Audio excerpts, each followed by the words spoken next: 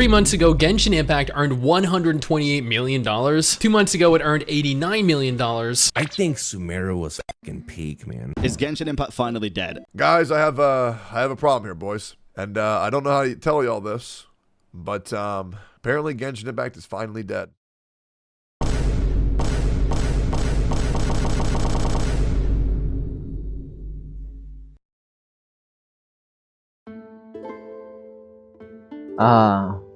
Yes, Genshin Impact.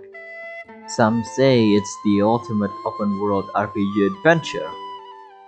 I quote, dive into the breathtaking landscape, explore diverse regions, and experience stunning visuals that transport you to the enchanting world of Teyvat. Unleash elemental powers, team up with friends, who does that, and embark on an epic journey filled with thrilling combat, puzzles, and captivating quests. I swear this is not sponsored whatsoever, but that's what a lot of people say about the game. Heck, I think that's the game description, probably, I don't know. But, you know, behind this colossally successful game, there's always been a looming question that the community asks to itself. Is Genshin Impact dying? Man, how long ago has this question started? I feel like it's been a millennia since people started saying that. Now, shall we dive into the data analysis of Genshin Impact? Well, data analysis is, first of all, boring. And how could we prove that Genshin is dying or not? You might see someone in a meeting explaining to his boss with a graph pointing downwards like, this one. You see, analyzing data is a part of business too. I'm sure Dao Wei always had a monthly business meeting with the staff. You know, the majority of Genshin's revenue are from the wishing system, and the abysmal guarantee rate of a 5-star being... Holy shit, that's... damn. Yeah. So, it's quite fair to assume that by looking at their banner popularity and sales, we could infer a little information about the game overall well-being, no? But, let's face it, we ain't showing shit. In truth, running a game needs a lot of aspect to it. A game being alive or a game being dead is not just how much money the company makes. I mean, first of all, yes, but there's a lot of other parts to it. So, take all this quote-unquote data analysis crap with a grain of salt. So, to analyze data from Genshin's wishing system, we collected data from Paimon.moe, a wish tracking website. Through the website, we managed to collect the wish data of each character and weapon banner from the first Hu Tao banner up to Freena's banner.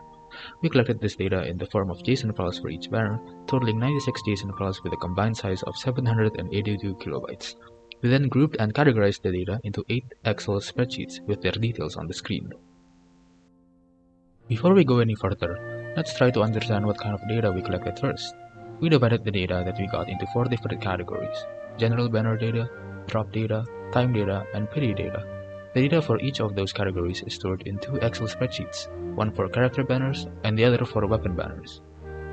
Before exploring the different categories, it is important to note that each data has a banner ID attribute to store the ID of the banner where the data came from. The specific details of the banner ID attribute can be seen on the screen. General banner data consists of 6 attributes other than banner ID. Those 6 attributes are the amount of 5 stars, 4 stars, and 3 stars that appear on a banner, the total amount of wishes on a banner, the amount of players that wish on a banner, and the average amount of wishes a player has done on a banner. Drop data consists of 4 attributes, those being the name of a drop, its type, the amount of times it's appeared, and how many times it's been guaranteed to drop. Time data consists of 4 attributes, the day when the data was taken, the percentage of the total wishes done in a banner that had been done in that day, the total wishes that had been done in the current ongoing banner for that day, and also the amount of wishes that had been done in that day.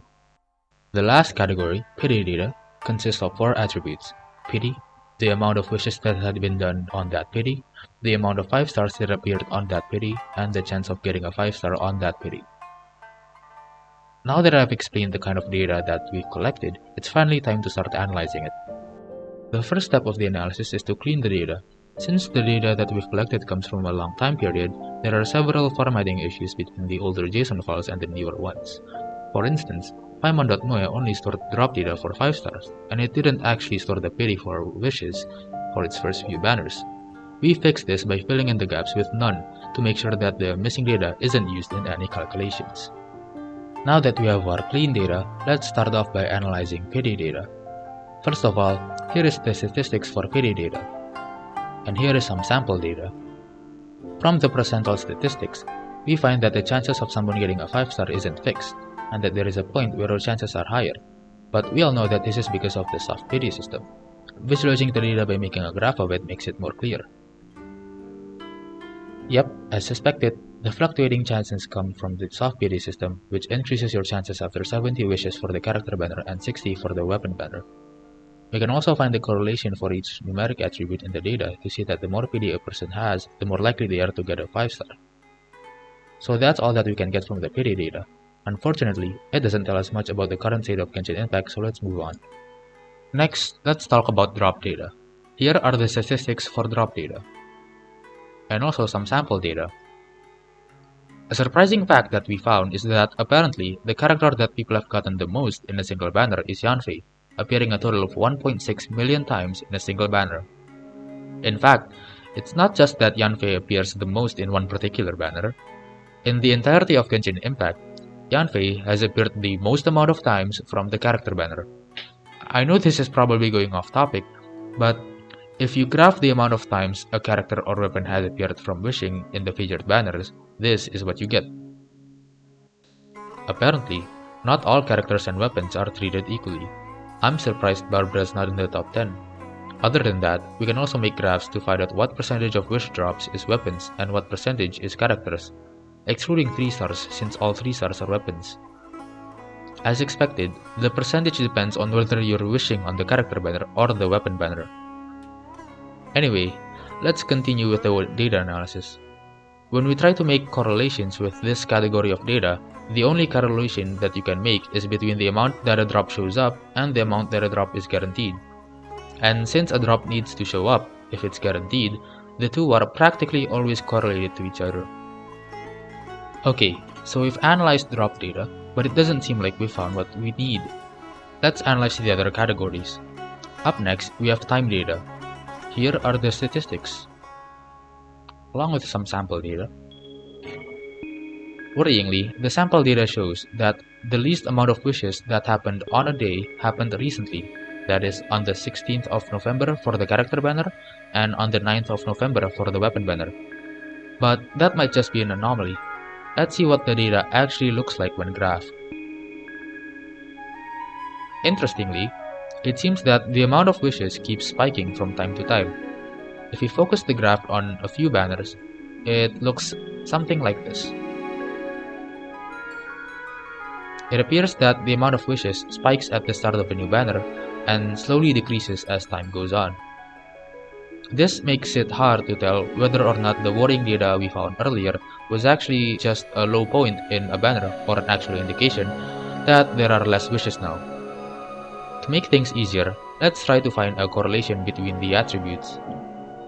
Turns out, there is no significant correlation between time and the amount of wishes. This means that while the amount of wishes fluctuates within a given time period, there isn't any significant increase or decrease over time. Finally, we get to general banner data. Here are the statistics, and also the sample data. From this, we find out that we've already passed Genshin's peak popularity, which is shown to be during Hu Tao's first rerun. We've also already passed Genshin's peak profitability, which is shown to be during Zhongli's second rerun. The current banner seems to be far below those two in terms of popularity and profitability. Not a good look for Genshin Impact. Let's try to graph things out to see whether this is an actual trend or not. Uh-oh. It seems that the amount of wishes did indeed peak during Hu Tao's first rerun and has been declining ever since. The same goes for the amount of players wishing, which has also been in a decline ever since Zhongli's second rerun. but there is still hope. If you look at this graph, we can see that while the amount of players wishing is indeed decreasing, the amount of wishes that a player does on average is increasing. And if you look at the correlations, it seems that as the average wish per player increases, the amount of wishes that is done on the weapon banner increases.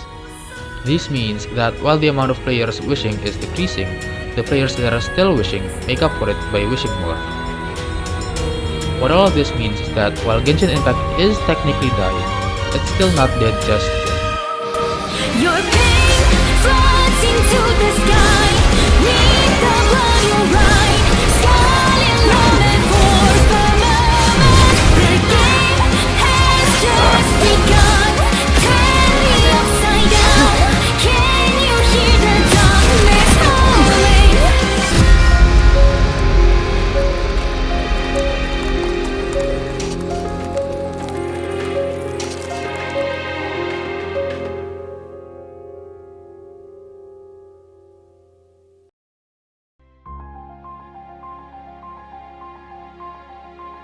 You know what, guys? One last piece of advice. Fuck all this data analysis crap. As long as you enjoy the game, that's all that matters.